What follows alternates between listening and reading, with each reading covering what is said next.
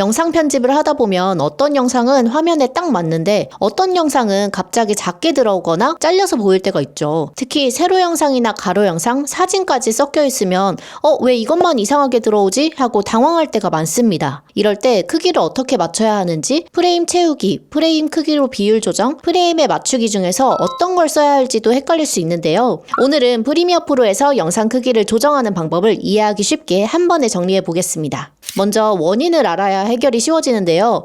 여기서 이해를 위해서 시퀀스라는 개념을 간단하게 짚고 갈게요. 프리미어에서 시퀀스는 쉽게 말하면 내가 영상을 올려서 편집하는 작업 화면, 도화지 같은 개념이에요. 그래서 내가 처음에 시퀀스 설정을 따로 하지 않았다면 프리미어는 타임라인에 처음 올라간 영상의 크기를 기준으로 이 작업 화면의 크기, 즉 시퀀스의 크기를 자동으로 설정합니다. 예를 들어서 세로 영상을 먼저 올리면 편집 화면인 시퀀스도 그 세로 영상에 맞춰서 만들어지는데요. 그 상태에서 가로 영상을 넣으면 가로 영상은 이 세로 화면 안에 다 들어오지 못해서 잘린 것처럼 보일 수 있어요. 반대로 가로 영상을 먼저 올리면 시퀀스도 가로 영상 기준으로 만들어지고 그 다음에 세로 영상을 넣으면 세로 영상은 가로 화면 기준에 맞춰서 들어가면서 양옆에 검은 여백이 생기거나 일부가 잘려 보일 수 있습니다. 이런 현상은 시퀀스 크기와 원본 영상의 크기, 비율이 다르기 때문에 생기게 되는데요.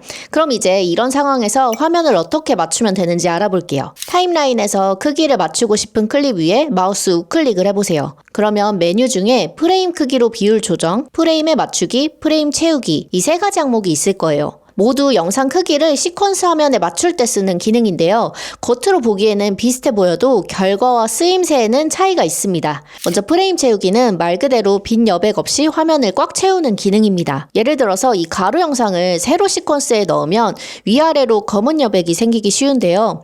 이때 프레임 채우기를 사용하면 여백 없이 화면을 꽉 채울 수 있습니다. 대신 화면을 꽉 채우는 만큼 영상의 일부가 잘릴 수 있어요. 그래서 잘린 부분이 마음에 안 들면 효과 컨트롤에서 위치를 조절해서 원하는 부분이 보이게 맞춰주시면 됩니다. 이렇게 여백 없이 꽉 차는 화면이 더 중요한 경우에는 프레임 채우기가 유용하지만 반대로 나는 이 화면 전체가 다 보였으면 좋겠는데? 싶은 경우에는 다른 기능이 더 적합할 수 있습니다. 바로 프레임 크기로 비율 조정과 프레임에 맞추기인데요. 이제 많은 분들이 가장 헷갈려하는 이 차이를 설명드릴게요. 두 기능은 적용 화면만 보면 거의 비슷해 보여요. 그런데 실제로는 처리 방식이 조금 다릅니다. 이 부분은 효과 컨트롤 패널을 같이 보면 이해하기 쉬운데요. 먼저 같은 클립에 프레임 크기로 비율 조정을 적용해 볼게요.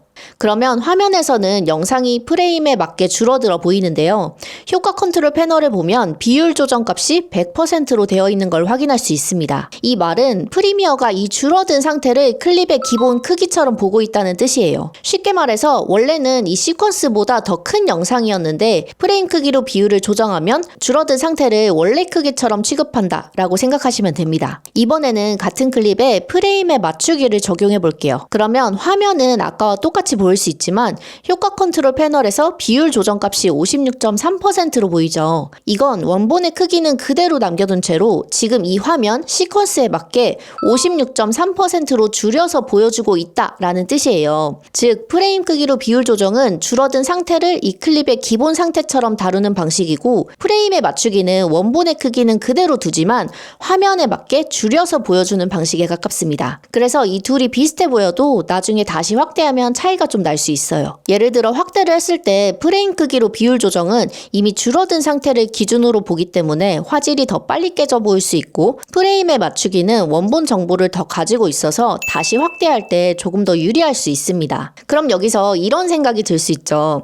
아니 그래서 둘 중에 어떤 걸 쓰면 되는데요? 둘 중에 하나가 무조건 더 좋다기보다는 이 클립들을 이후에 어떻게 편집할지에 따라서 선택이 달라지는데요. 먼저 프레임 크기로 비율 조정이 더 편한 경우는 일단 화면에 맞게 빠르게 정리하고 싶을 때나 추가 확대 없이 기본 크기에서 그대로 쓸 가능성이 클 때, 원본 해상도를 세밀하게 살리기보다 작업을 조금 더 단순하게 가져가고 싶을 때, 즉 빠르게 화면에 맞춰서 정리를 하고 기본 크기로 끝낼 가능성이 크다면 프레임 크기로 비율 조정이 편할 수 있습니다. 그리고 프레임에 맞추기 설정이 더 유리한 경우는 나중에 특정 부분을 확대할 가능성이 있을 때나 키프레임으로 움직임이나 줌 효과를 줄 계획이 있을 때, 원본 해상도를 최대한 유지하면서 작업하고 싶을 때인데요. 처음에는 줄여서 쓰더라도 나중에 다시 확대하거나 세밀하게 만질 가능성이 있다면 프레임에 맞추기 설정이 더 유리할 수 있습니다. 정리하면 프레임 크기로 비율 조정은 일괄적으로 빠르게 맞춰서 쓰기 좋은 방식이고, 프레임의 맞추기는 이후에 확대나 세밀한 편집까지 고려할 때 더 적합한 방식이라고 보시면 될 것 같아요. 그런데 실제로 편집을 하다 보면 이런 클립이 한두 개가 아니잖아요. 매번 클립마다 우클릭해서 하나씩 선택하는 게 생각보다 번거로울 수 있거든요. 만약에 내가 자주 쓰는 방식이 정해져 있다면 타임라인에 올릴 때부터 그 설정이 자동으로 적용되도록 미리 바꿔둘 수도 있는데요. 상단 메뉴에서 프리미어 프로, 환경 설정, 미디어로 들어가면 기본 미디어 비율 조정이라는 항목이 있습니다. 여기서 프레임 크기로 비율 조정이나 프레임에 맞추기 중에서 내 작업 방식에 맞는 걸 선택한 뒤에 확인을 누르면 됩니다. 그러면 이후부터는 타임라인에 새로운 영상을 올릴 때마다 자동으로 적용이 돼서 반복되는 작업을 줄일 수 있습니다. 반대로 클립마다 상황이 달라서 그때그때 좀 다르게 쓰고 싶다면 같은 메뉴에서 없음으로 바꿔두면 자동 적용 없이 필요할 때마다 직접 선택해서 사용할 수 있습니다. 다만 이렇게 기본 설정을 바꿨는데도 막상 타임라인에 올려보면 왜 자동으로 안 맞지? 싶을 때가 있을 수 있거든요.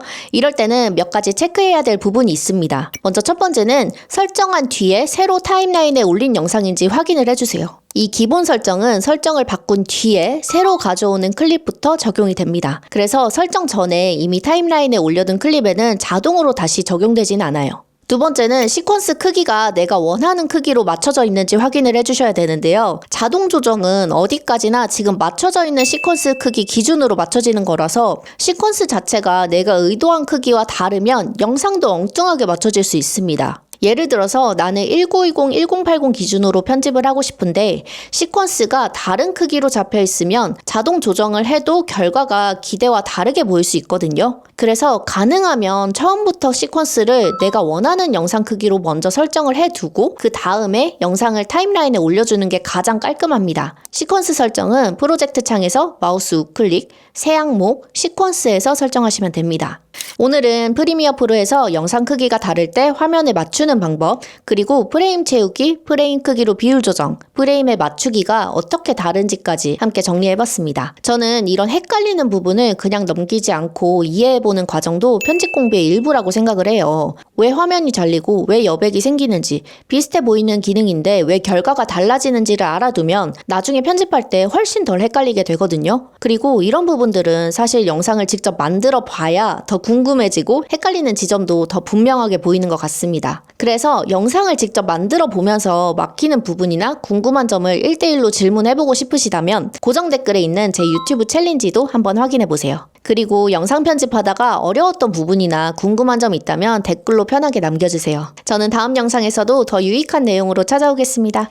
감사합니다.